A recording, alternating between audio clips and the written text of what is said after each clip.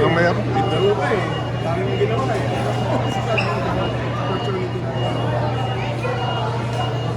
Opportunity, sa akin naman, gradual naman ako every time. Siyempre, kailangan ko rin i-earn yung minutes na binigay sa akin ni Coach Tim. And kailangan ko rin ipalit yung trust na binigay nila sa akin na makapaglaro ulit.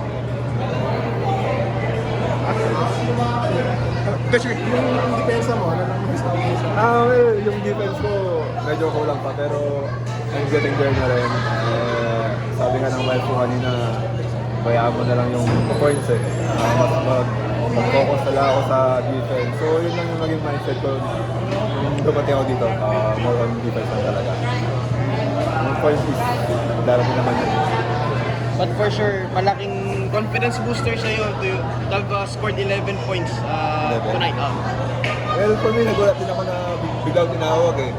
So yun lang, kailangan ko lang ibigay yung tiwala sa akin kailangan ko lang ibalik yung tiwala sa akin ni Coach Tim na bigyan niya ng minutes.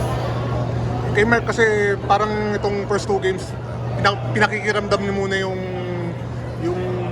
paano yung form niyo down the road, paano mo take advantage yun na talagang iniikot ni Coach Tim yung rotation. Wala naman nung lumipat ako sa Ginebra, alam mo naman na short rotation lang si Coach Tim. So yun nga lang, sabi ko, mag-ready lang ako every time, every game, ready lang. Then syempre kailangan ko rin pagtrabahoan sa practice, di ba? So yun lang naman. Kanina parang merong nangyari na ikaw yung kumuha ng offensive rebound, tapos eventually ikaw yung nakascore. Tapos nag-cheer yung mga tao na naramdaman mo dun sa... Yun nga lang, sabi ko nga kanina na more on fun talaga ako.